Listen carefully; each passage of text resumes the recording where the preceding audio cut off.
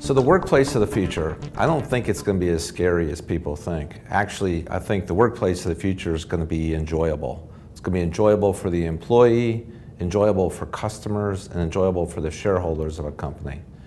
When you look at what's driving the future workplace, the future workforce, there's four big trends that are impacting business. One is the way work is getting done with artificial intelligence and robotics.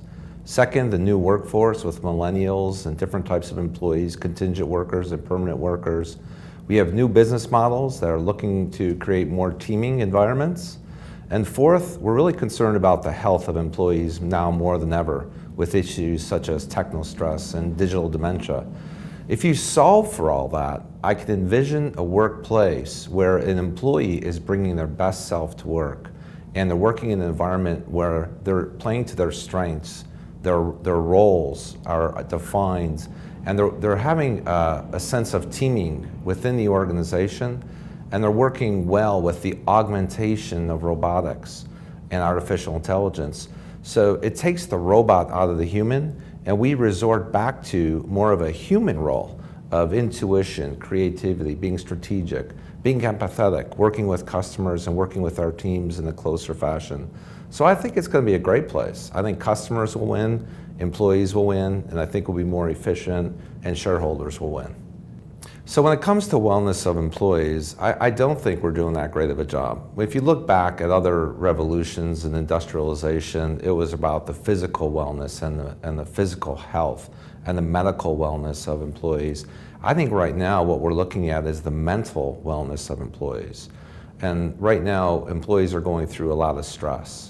And there's more instances of depression, suicides, different things that are impacting the employee's well-being. And I think being constantly connected to the internet 24/7, having multiple sources of information and data coming at you all the time is taking a toll on us.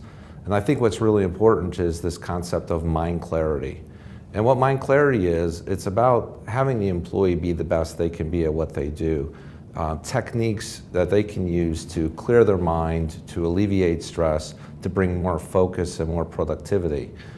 Time Magazine had a great special report about 2 months ago on about 30 to 40 different ways to interventions to bring about mind clarity. And I think that's going to become a staple and as part of all companies' employee benefit programs and support for employees. So strategies for workforce planning, it's really interesting. The very first thing is, what's your workforce? If you think about it today, there's 4 different types of labor. There's permanent employees, and the second type of labor called contingent workers. Third, we have expatriates, people that move around the world and work on assignment for a period of time. And fourth, we have a robot. And a robot is a worker as well, because it's doing the work that a human otherwise would do. And I think the most important thing you can do for workforce planning is most companies are set for their talent management systems to work with the employee life cycle, from identifying who you need, when you need it, how to source it, onboard it, train it, succession planning. Well, what about the same talent life cycle for the contingent worker and the same talent life cycle for the expatriate employee? Who would be best to go on assignment, for how long, what skills are you looking to complete with them? As a matter of fact, I think most of the new mindsets of the future will require people to be globally mobile to be successful in the new age. So many of these other types of employment need the same type of talent management life cycle, and I'm not sure HR functions are working through the life cycles in an integrated way for all these groups of employees. The attributes for a new digital leader, I'll take that in 2 parts. One is the leaders and management, but second, the employees. The attributes for a digital leader are leading with purpose. I think today, life and work are becoming a blur and a blend. And people want a sense of meaning and a sense of fulfillment. And they want to do that in their personal life, but at work, it's just an extension of them being able to do it where they work. So people will be selecting jobs and be selecting leaders that can help them fulfill their purpose. I think second, what's really important in the digital age is to lead with inspiration, to lead with empathy, and to be a connector. Technology is the ultimate connecting of different elements of a business, taking functions of a company that historically were being managed in a vertical way and creating new processes that cut across these functions in a horizontal way, often enabling better customer service. So when you look at just reducing this scale of work in a digitalized way, being a connector is a very important mindset for a leader. For employees, I think it's going to be really important for employees to be resilient. I think today there's this fear about a robot taking jobs. I think at the end of the day, think of robotics and artificial intelligence as augmenting.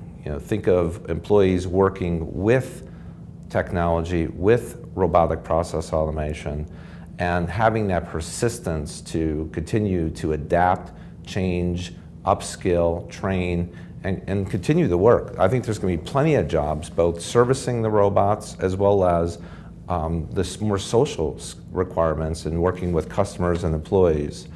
I think what is also very important is embracing disruption. You have to be willing to look at things from a 360-degree angle and willing to be adaptable and to change. And with that, I think employees will be better set to work in these new environments. For HR professionals, it's a different world. When you think of HR of the future, HR is going to be the champion of purpose and helping the company identify and cascade the purpose, the values, the behaviors that drive that purpose, working with their PR teams to both internally and externally drive that purpose. They're also going to be working with real estate. Going forward, one of the most important tools that HR can use to facilitate employee interactions and teaming is through the makeup of the real estate and the office function, creating intentional intersections of employees meeting with each other, identifying employees of like mindsets that are the creators of innovation ideas or the builders or the scalers, and having them working in common workplaces. In addition, in the future, HR is going to be working with the IT department to make sure the digital experience of the employee is as good as they have it at home. And then HR will be working on mind clarity and teaming ability. These are not things that they're thinking about today, per se, and it's a whole new ballgame because it's not just the HR function. The ability to motivate and inspire people will come from the CEO with purpose. It'll come from the real estate group, from your IT group, as well as from HR. So HR has the opportunity to truly take the lead and create a coalition of folks to make it the best possible experience for employees and customers. There's also an important element of performance management systems and rewards and compensation and benefits. I think going forward, we're going to be looking at performance management systems that create a we environment versus a me environment. Historically, most companies operated in a functional way, and the performance management systems were geared towards making those functions be efficient and effective. As we create new business processes that cut horizontally across functions, we need to relook the performance management systems so that they would approach more of a we attitude, a success in the aggregate for the business process versus the me. That's the number one impediment I see for companies in being successful with technology innovation, is the performance management systems are counterintuitive to the behaviors you need your employees to use.